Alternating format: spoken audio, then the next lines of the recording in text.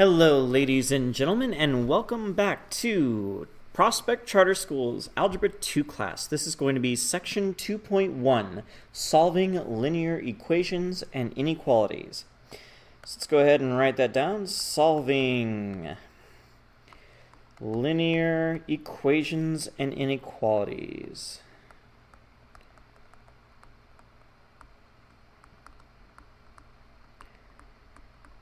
Well, first we have to know what a linear equation is, what a linear inequality is, and then we have to be able to solve it.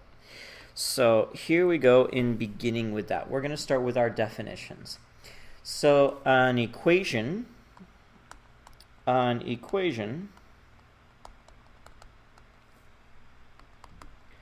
is two algebraic expressions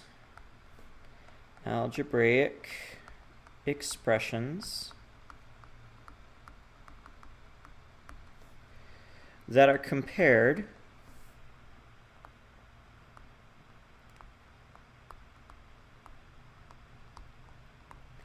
over an equal sign. I'm going to call it an inequality sign, because it could be equal to, it could be greater than, it could be greater than or equal to, it could be less than, it could be less than or equal to.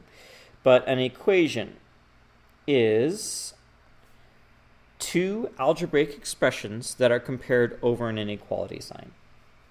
So an example would be something like, if I don't use highlighter, would be something simple like x is equal to 2. This is an equation. We have two algebraic expressions being compared over an inequality sign.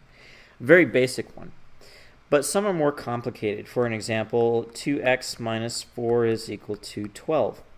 This is another equation because it is two algebraic expressions being compared over an equal sign. I know what you're thinking, but Mr. Neal, 12 isn't an algebraic expression. Well, it is. If you add 0x to it, it becomes an algebraic expression. But 0 times anything is 0, so we don't normally write it. So it's kind of invisible, but it's still there. So we have two algebraic expressions being compared over an equal sign. Now, next up is, what does it mean to be a solution? A solution to an equation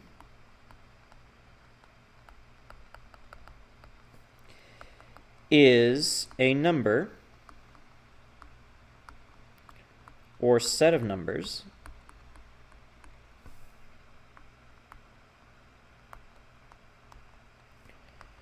that can replace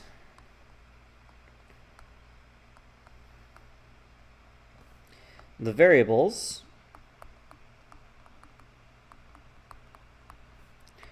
and create a true statement.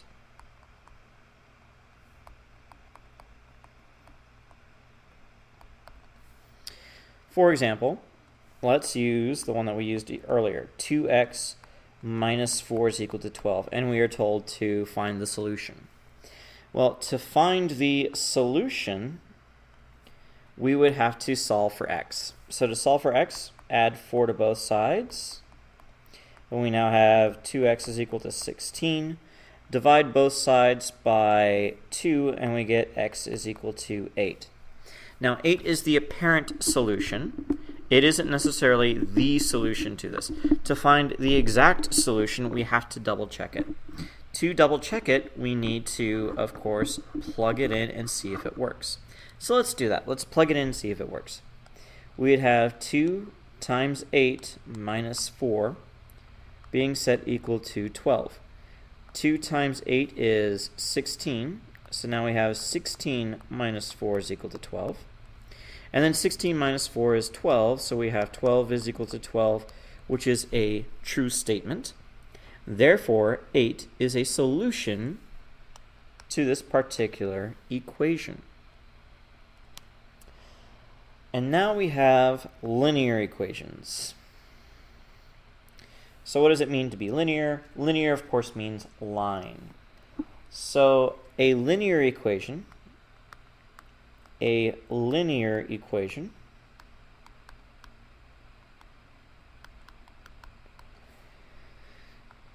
is an equation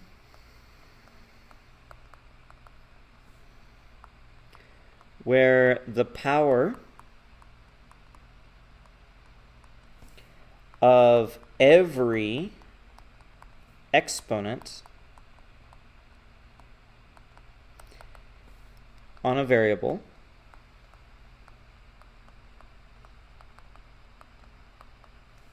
is 1. I'm going to put the number 1 right there. There. Because we are number 1. Yay! All right, so a linear equation is an equation where the power of every variable is 1. So for an example, let's say that we are given y is equal to mx plus b.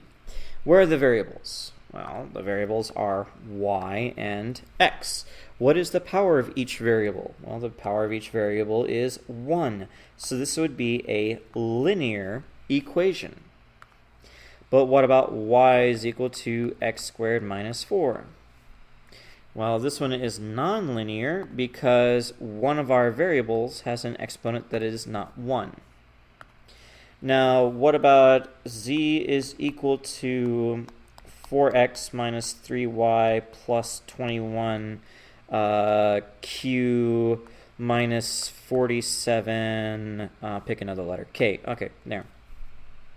What about that one? Is this one linear? Well, yes, because every exponent has a power of 1. So this is a linear equation in a lot of variables. What we're going to be working with is not going to be nearly this complicated. We're going to keep it simple. We're going to just work with one variable and maybe sometimes 2 variables later on. We're not going to go into 3 variables in this course. Actually, we are, just not yet. So we're going to keep it to about 1 variable for now, and we're going to expand on it once we get it down. So linear equations are equations where the power of every exponent on a variable is 1. But what about something like y is equal to 1 over x? You'd be tempted to say, well, Mr. O'Neill, look, this one has a power of 1. And I would say, nope, that's really the power of -1. So it doesn't work. Sorry, guys. All right, actually, I'm going to leave that up there. It's a good thing to see. All right, so this one would be not. This one would be not. This one would be, and this one would be. Okay, so let's go ahead and go to the next page. And on the next page, we are going to learn about how to solve them. You should know how to solve them. All of Algebra 1 was solving these things. You're in Algebra 2 now. You should know how to solve them. An example. If we saw 2x minus 4 is equal to 8x plus 12. How do we solve it? Well, to solve for x, we would say, all right, well, let's get all the x's on one side. So I'd subtract 2x from both sides. That would leave me with -4 is equal to 6x plus 12. Then I'd subtract 12 from both sides. And now I get -16 is equal to 6x. Then I'd divide both sides by 6. And I would have x is equal to -16 over 6, which is -8 over 3. So -8/3 would be a solution to this particular linear equation. Alrighty then. Let's see if we can do some examples besides that one. Let's look at solving the equation for y given 5 times the quantity of y minus 7 is equal to 25. Now before we go any further, I want to talk about how you solve. And this is going to be Mr. O'Neill's rule of thumb. So Mr. O'Neill's rule of thumb.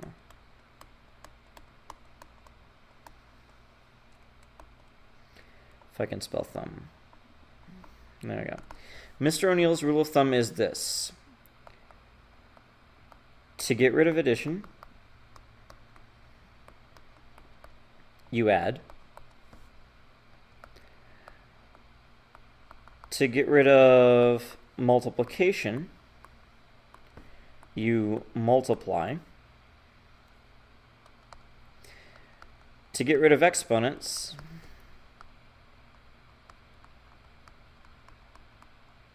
you use exponents.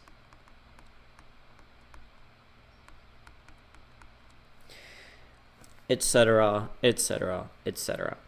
To get rid of something, you use that something to get rid of it.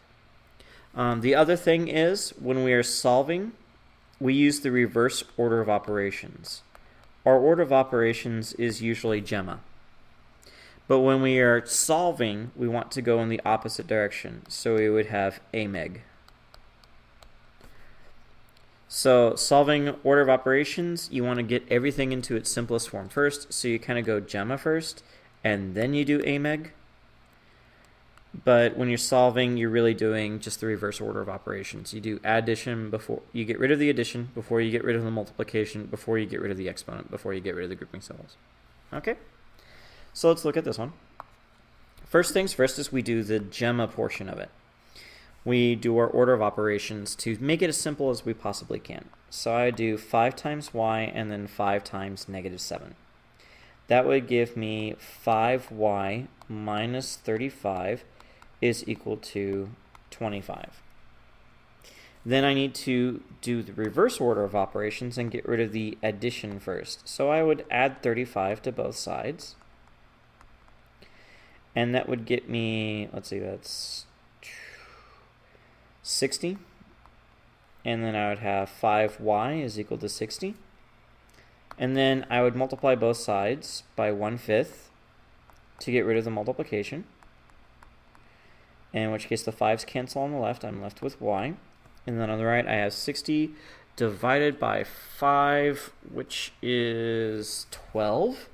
And then 12 times 1 is 12. So we have 12. Now, could we have done this a different method? Well, yeah, sure. If I saw 5 on the outside of y minus 7 is equal to 25, I could also start with getting rid of the multiplication and multiply both sides by 1/5. And when I do that, it cancels this exterior portion. I'm left with y minus 7 is equal to 25 divided by 5 is 5. And then I could add 7 to both sides and get y is equal to 12. Now, which one of these ways is the correct way of doing it? The answer to that question is both ways are the correct way of doing it. You can use either method. If you find a way to do something that's easier than the rule of thumb, then do it. The only part about the rule of thumb that you cannot get away from is this portion. To get rid of addition, you have to add. To get rid of multiplication, you have to multiply. To get rid of exponents, you have to use exponents. That is the one part of it that you really, really, really don't have any room to maneuver on. But as for the order of operations portion, do what works best. I prefer to simplify things first, or expand them, or whatever it takes. It's just whatever you think will make it easiest, you can do. Sometimes you'll be wrong, and you'll have to do something harder, like I did on the first one. And sometimes you might be right, and you'll do it like I did on the second one, and it'll be super easy. To each their own. All right. Next up. What happens if you have variables on both sides of the equation? Oh my goodness, that's going to be a doozy. Both sides of the equation? Why does it have to be so complicated? Well, because it's life. All right, let's look at 6y plus 21 plus 7 is equal to 4y minus 20 and then plus 5y. Now on this one, the first thing I would want to do is combine all of my like terms. That's just a habit that I've been in for a long time. So I'm going to add the 21 to the 7 and get 28. And then I'm going to combine the 4y and the 5y and get 9y. So now I have 9y minus 20. Now I need to get my y's on one side and everything else on the other. So to do that, I would probably take the 6y and move it over. Actually, I should say I would subtract 6y from both sides. That would eliminate it on the left and give me only what's left on the right. So then I would have 28 is equal to 3y minus 20. Now I got to get rid of the 20. To get rid of the 20, I would add 20 to both sides. So I add 20. And now I have 48 is equal to 3y. Now I need to get y by itself, so I divide both sides by 3. Or actually multiply both sides by 1/3. So let's use a different color for that. Multiply by 1/3. The 1/3s cancel with a 3 on the right hand side, and I'm left with just plain old y. And then I do 48 divided by 3 is 16. 16 times 1 is 16. I have isolated my y. I have a solution to this linear equation. All right. Now, what about inequalities? Well, those are a little more complicated. With inequalities, if you multiply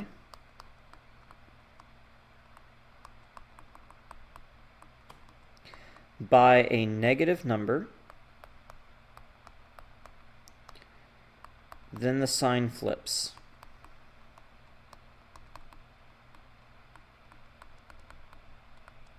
For an example, 4 is obviously less than 10. That is correct, right? Now, the same rule applies. What you do to one side, you must do to the other. But when we do this, if we were to multiply both sides by a negative number, say negative 2, then the inequality sign must flip. And when we do that, we would have negative 8 is greater than negative 20, which is also a true statement. So when we're working with inequality signs, we really have to be very, very, very careful about our multiplication, because they can make our sign flip multiple times as we go through. And it's also why it's really important to show your work, because if you forget to flip it on one of them, but you flip it on all of the others, then you'll still be wrong. But you won't be so wrong that Mr. O'Neill will take off all your points. He's actually pretty merciful when it comes to that sort of thing. Because if you show that you remember to do it like on 4 out of the 5 times, it's like, oh, well, it happens. Everybody forgets every once in a while. So let's look at a really simple inequality that we're told to solve for x. And we have 9x plus 4 is less than 12x minus 11. Now when I'm doing this, I have to keep track of the inequality sign all the way through. If I don't, it will come back to bite me, because inequality signs, if you look at them, they look like a giant Pac-Man. And if you put teeth on them, they look like a really angry Pac-Man that's going to eat you, which makes me want to run away.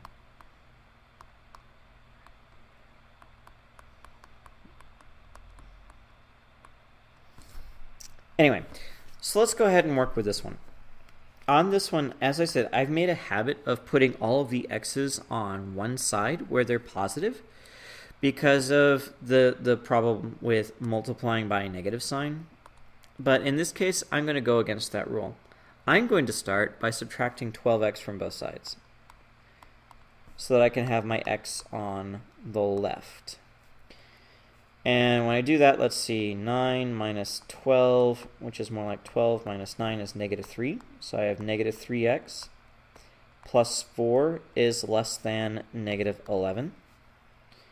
And then I subtract 4 from both sides. And when I do that, I have negative 3x is less than negative 15. Now, here's the part where we have to remember that rule. Whenever you multiply by a negative number, the sign flips. This is also why multiplying by a fraction makes way more sense than dividing. Because if it was dividing, I would have to include a second rule that says whenever you divide by a negative number, you have to flip the sign.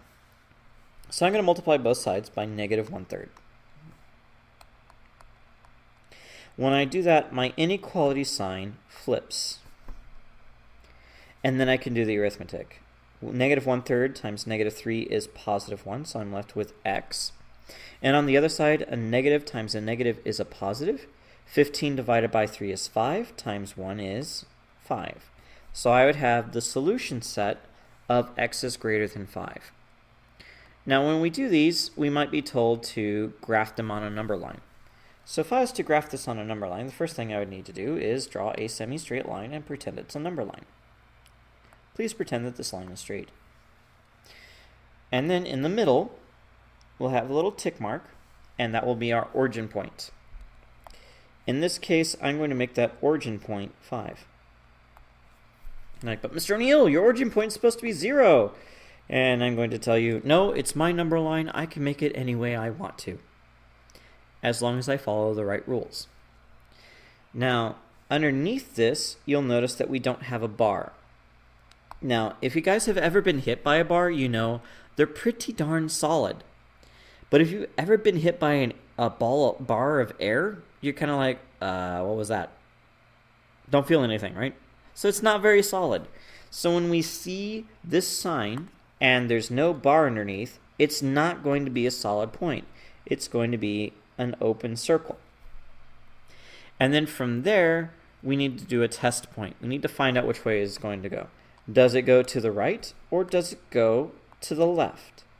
To figure that out, I would plug in a test point, like 6, and see if it makes a true statement. Is 6 greater than 5?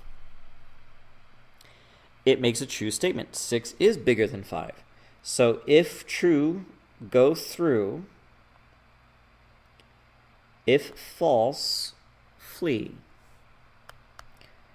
If true, go through. If false, flee. So for an example, if I was to pick this point over here, which would be 4, and let's do this in a different color other than blue. Let's do it in red. Like if I picked this point over here, which is at 4, I would plug it into the same thing. I would say 4 is greater than 5. Is 4 greater than 5? No. So this makes a false statement. If it's false, I flee from that point, meaning I go the, I hate to use this word, opposite direction of that particular dot. So instead of going to the right all the way to eternity, if it was true, it wasn't true, it was false, I would go the other direction. So instead of going left to infinity, I would instead go right to infinity. If true, go through. If false, flee. All right.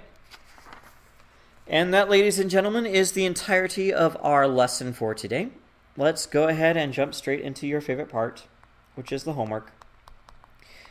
Our classwork for today is going to be in section 2.1, which is on some page in your textbook. Please feel free to look it up. And we are going to be looking at numbers 3 through 19 odd. And then we're going to do 21, because aerospace is cool. And then 23, 27, 31, 35, 41. Actually, not yet on 41. I think we need to do 37 and 39 as well, just for extra practice with inequalities. 41, 43, and then 60 through 150 all. which, by the way, don't exist. So, yeah, we're just going to erase that. Haha, fooled you.